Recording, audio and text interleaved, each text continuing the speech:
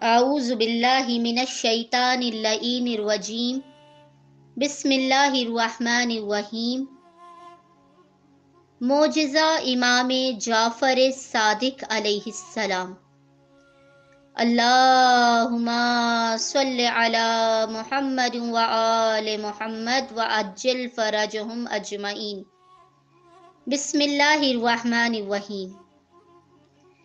کسی شہر میں ایک لکڑہارا نہایت مفلس اور نادار رہتا تھا۔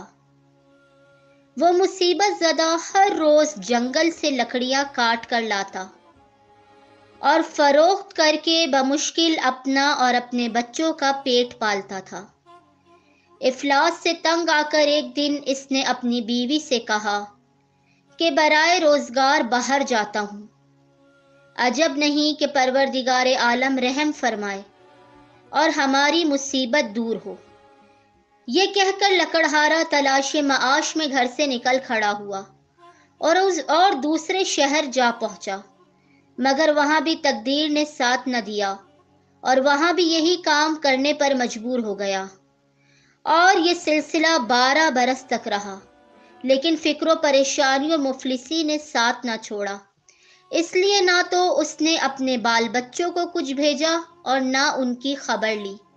لکڑہارے کی بیوی نے خاوند کے چلے جانے کے بعد کچھ دنوں تو کسی نہ کسی طرح گزارا کیا، مگر جب فاقوں کی نوبت آ گئی تو مجبور ہو کر اس بیچاری نے وزیر کے محل میں جاروب کشی کی نوکری کر لی اور اپنے بچوں کا پیٹ پالنے لگی۔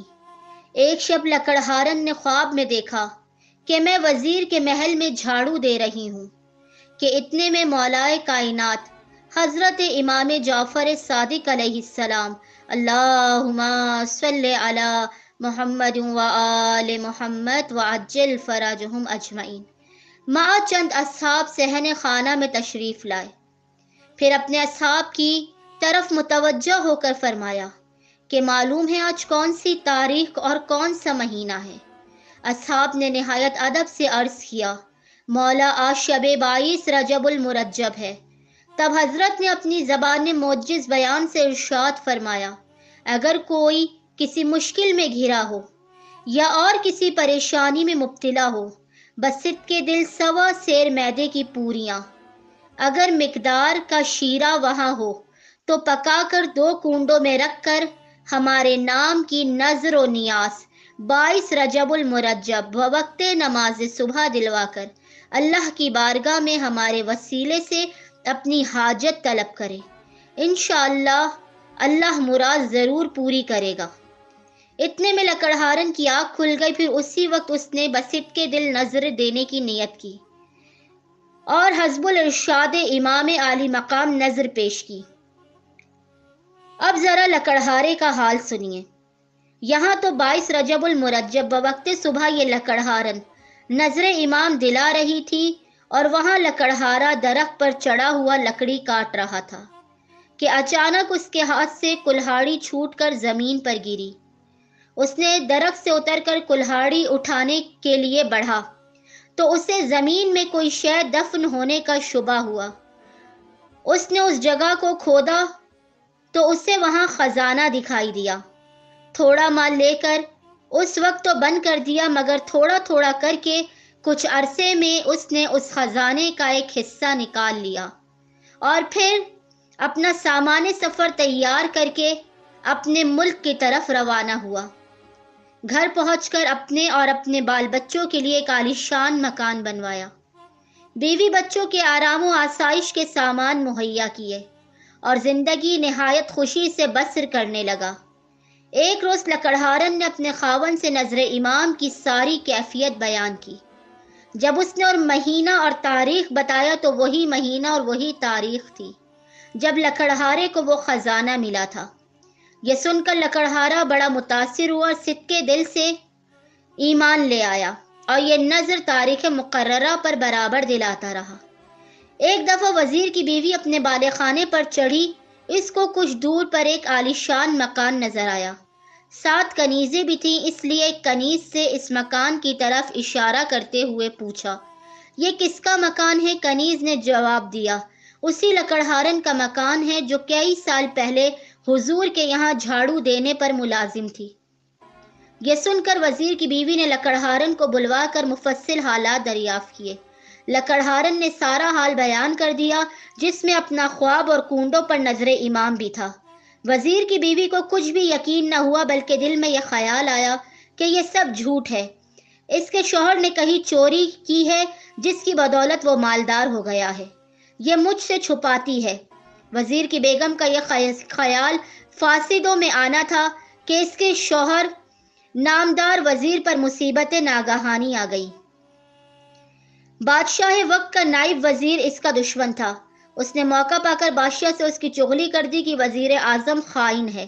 اس نے شاہی خزانے میں بڑی خیانت کی ہے۔ جہاں پناہ اسے طلب فرمائے۔ چنانچہ بادشاہ نے اسی وقت وزیر اعظم کو طلب کیا اور اس سے اس بارے میں سوال جواب کیا۔ بادشاہ غضبناک ہو گیا کیونکہ وزیر صحیح جواب نہ دے سکا۔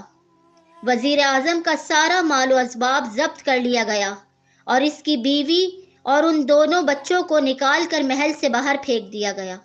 وہ دونوں محل سے نکل کر چل دیے۔ چلتے چلتے راستے میں انہیں خربوزہ ملا۔ انہوں نے وہ خرید کر رومال میں باندھ لیا کہ کہیں بیٹھ کر کھائیں گے۔ جس روز وزیر اعظم پر عتاب آیا تھا، اتفاق سے اسی دن صبح کو شہزادہ شکار کو گیا تھا اور شام تک واپس نہ آیا تھا۔ بادشاہ پریشان ہوا، وہی نائب وزیر جس کی وجہ سے وزیر اعظم نکالا گیا تھا۔ بادشاہ سے بولا، مجھے ایسا معلوم ہوتا ہے کہ معزول وزیر اعظم نے بوجہ دشمنی موقع پا کر شہزادے کو نقصان پہنچا دیا ہو۔ یہ سن کر بادشاہ نے وزیر اعظم کی گرفتاری کا حکم دے دیا۔ سپاہی ہر طرف دوڑ گئے اور گرفتار کر کے بادشاہ کے سامنے پیش کر دیا۔ اس وقت تک انہوں نے وہ خربوزہ کھایا نہ تھا، اسی طرح رومال میں بندھا ہوا تھا۔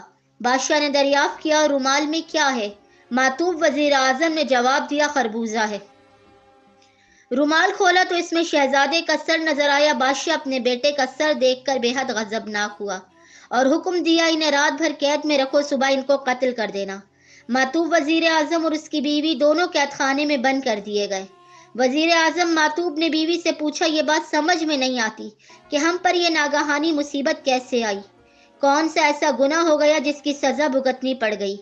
کافی غور و خوض کے بعد بیوی نے کہا، میرا خیال ہے کہ لکڑہارن نے نظر اور حکم امام جعفر صادق علیہ السلام، اللہم صلی علی محمد وآل محمد وعجل فرجہم اجمعین، امام جعفر صادق علیہ السلام دفینے کے مطابق تفصیل سے بیان کیا تھا۔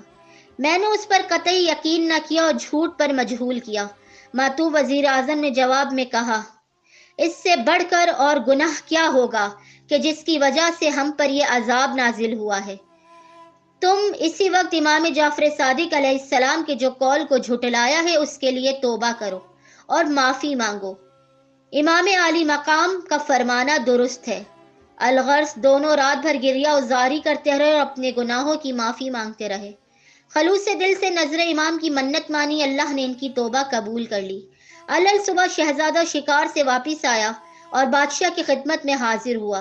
بادشاہ نے بیٹے کو سینے سے لگا لیا، پھر واپسی کی تاخیر کا سبب دریافت کیا۔ شہزادے نے عرض کیا، حضور شکار میں بڑی دیر ہو چکی تھی، لہٰذا ایک باغ میں ٹھہر گیا تھا۔ اس کے بعد دونوں قیدیوں معطوب وزیر اعظم اور اس کی بیوی کو طلب کیا، پھر رومال کو کھلوا کر دیکھا تو وہ خربوزہ تھا۔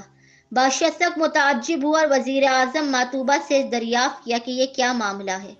معطوب وزیر اعظم نے جو واقعہ اپنی بیوی سے سنا تھا نہایت تفصیل سے بیان کر دیا۔ پھر بادشاہ نے لکڑہارا اور اس کی بیوی کو بلوا کر پوچھ گچھ کی۔